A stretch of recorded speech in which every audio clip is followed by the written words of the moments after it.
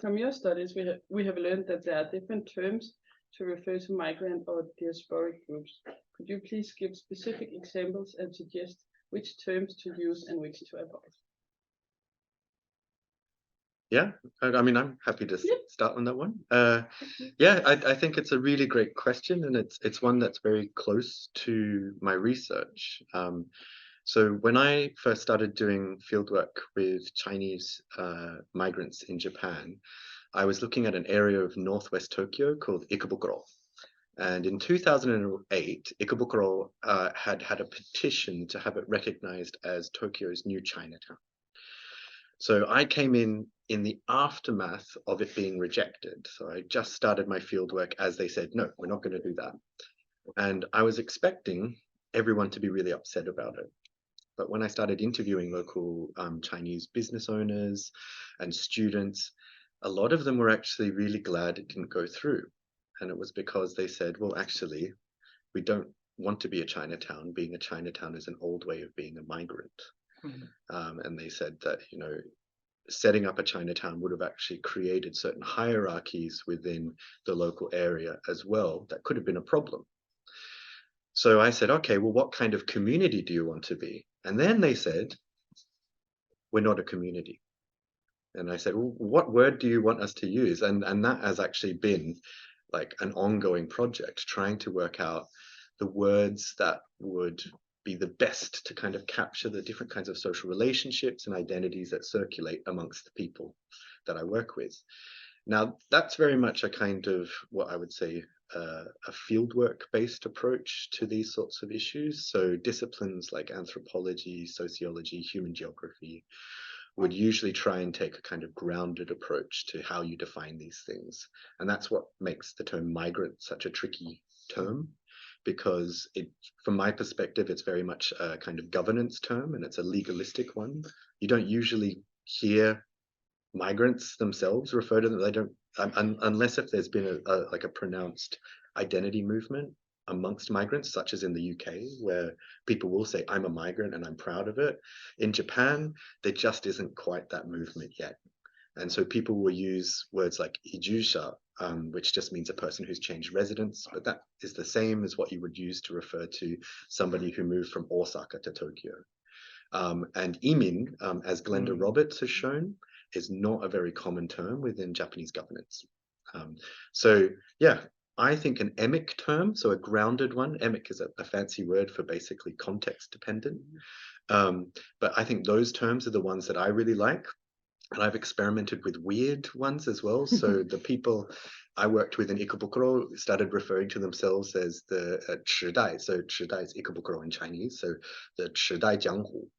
So Jianghu is rivers and lakes, and it's this kind of it's a popularized term that is actually, it's got connotations to like gangster life, but also the world outside of the everyday. So the rivers and lakes was basically what they referred to the spaces outside of urban centers in kind of pre-modern China, which went along the canals. And that's where you might meet ghosts, that's where you might meet bandits, but that's also where migrants and stuff lived. And so they would jokingly refer to themselves as that.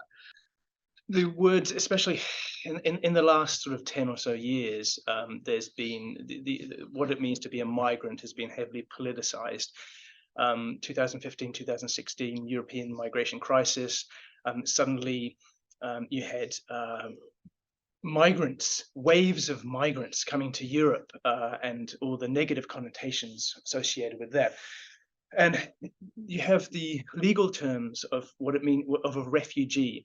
And a refugee or asylum seeker, and these two terms, migrant and refugee, are often on a binary, or it's like a citizen and non-citizen, and one is represents someone you should feel sympathy for, someone that we should help, and one is like someone who's coming to steal our jobs and that kind of thing, right? What I'm trying to do with my answers is I'm essentially tapping into research that I conducted years ago, sort of thing, and then I'm filtering it through the research that I'm doing now and over the last 5 years. And that's quite different modes of research. One is purely anthropological research. It's me out there interviewing people to write a PhD and then a book. The research I'm doing now is to inform policy making and to inform UN directives and things like that. It's a different way of thinking. With the research I have to do now, it's very, like, the language you use, you can't just like throw casual words around like refugee or asylum seeker or Donald Trump's favorite expression, illegal aliens, because this directly impacts people's lives. It's really, really problematic.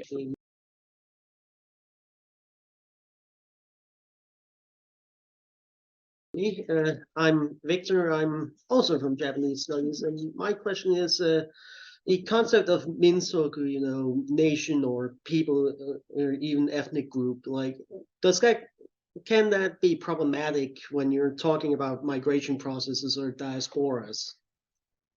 Yeah. Hugely problematic. So Nina Glick Schiller came out with a book a few years ago. I think it's called The City and Migration. I can't remember the title of it, but she's really critical of how much migration researchers use what she calls the ethnic frame to kind of justify their sample, explain like migrant identities and things like that. So basically trying to always squeeze everything through the lens of ethnicity, and that really struck home for me because my project around Chinatowns and all of these sorts of things and making claims about Chinese migration, a lot of the people I ended up working with, like, it took years for me to kind of get the sense that actually there are so many other things that are more important to them than their Chineseness. In terms of migration, yeah, it's massively problematic, and as Jamie said, it's very limiting if you focus on things like minjok or minzoku. And so the North Koreans, or people from North Korea with whom I worked in Japan, it was especially problematic for them because these were people who had experienced multiple migrations over a century, starting out in often Jeju Island off the south of the peninsula to Fukuoka or Osaka often, and then after that going to North Korea and then back to Japan. And so for them, the idea of invoking race and or even nationalism in how they understood themselves, it just didn't make sense. And so that's why through my research, it was more the ideas of multiple belongings which came out, and the ability to, the strengths of being able to identify multiple spaces and multiple communities as homes, rather than simply being reduced to one ethnic group or one race or things like that.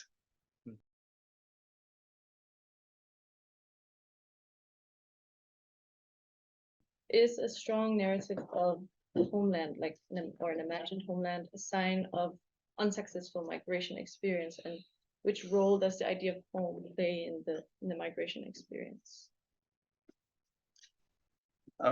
Yeah, thanks for your question. I think that all homelands are imagined, and it's certainly not a sign of an unsuccessful, if you want to say that, an unsuccessful migration. I think that whenever anyone migrates, whether it's a forced migration or whether it's migration for employment or something, the homeland becomes over time something which exists in your mind, where the imagined homeland becomes different from the bricks and mortars, the physical homeland as it exists, because the homeland back home continues to change, whether it's in materialist speaking, with buildings getting knocked down and rebuilt, or in the terms of the community, people leaving, people dying, new people, etc., etc. So what happens is, and certainly this is what I noticed through my own research, some people try to stay, or they talk about the homeland and they long for the homeland, but the homeland that they're longing for, the homeland they're talking about, is quite different from the reality of the homeland which now exists. And a return to the homeland on holiday or to remigrate. The next generation wants to go back to the country that their parents have talked about all these years, can be an extremely disorientating experience, because when the imagination meets reality, you are shown just how different those things have become, and that can be problematic.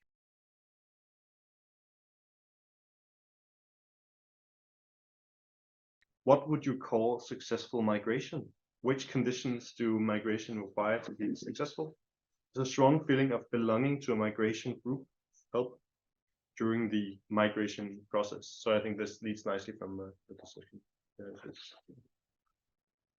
Yeah, I mean, I think that's a really interesting question. It's one that does pop up a lot in migration studies, but it's also the one that I'm most critical of migration studies for.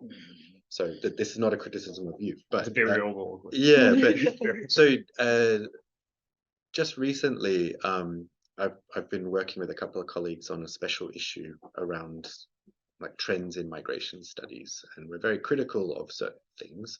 And one of them is that like a really significant chunk of the literature and research is about integration. So basically, migration studies is always concerned about this question of integration, incorporation, or assimilation, like, and depending on the political flavor of the year, they change the term, but it's still very much the same kind of question. And I think that also links to this idea of like, what is successful migration? So for me, I guess the question is successful for who? Yeah. From a government perspective, perhaps you do want to have like a particular image of successful migration because you don't want social unrest, you don't want these sorts of other dynamics, and and there is a strong perceived sense amongst domestic populations that it might cause this kind of social unrest or that kind. From a migrant's perspective, like an individual migrant, successful migration could look really different. So again, that paper that I mentioned, the cruel optimism mobility, I actually start with a conversation with one person who is talking about like an idea of Chonggong, like having succeeded. And for him, like what created a sense of belonging wasn't a community, wasn't a particular network of friends or places, but rather feeling like somewhere in the world he's kind of made it. So like his sense of belonging actually comes from a kind of existential sense of success. And I kind of use this idea of existential belonging or being at home in the world, borrowing from a guy called Michael Jackson, funnily enough. What I want to add is that my understanding of successful migration recently has more been colored by institutions that I've worked with, and I've spent a few years working with migrants from Myanmar and working on human trafficking, and more recently conflict-driven migration because of what's happening in Myanmar. And for in these cases, a successful migration is, clinically speaking, one where you're not abused or exploited while migrating, and then when you get to the destination where you're not abused or exploited but can find shelter, food, and employment of some sort, a way to feed your family, that's a successful migration. But that kind of clinical approach, it only really takes you so far, because what happens afterwards, because we know in some cases in conflict-driven migration, you can languish for years and years being a refugee, being an IDP, being an internally displaced person. That's what you become, and that's no good. That's unsuccessful. So there needs to be something afterwards which goes beyond just the essentials of food, shelter, etc., etc., etc. And what might that be? Well, hopefully, in the case of if you're talking about refugees, it's a return home to a stable environment where you can again have shelter and food and be with community and have a safe and successful life.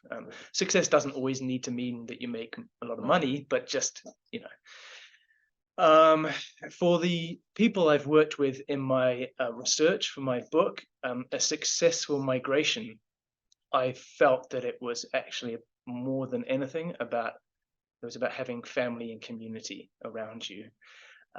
So this was North Koreans in South Korea with whom I worked, and in Japan. The most important thing wasn't about getting enough money to buy a whatever. It was about getting enough money to have your sister or your daughter brought out of North Korea by a migration broker.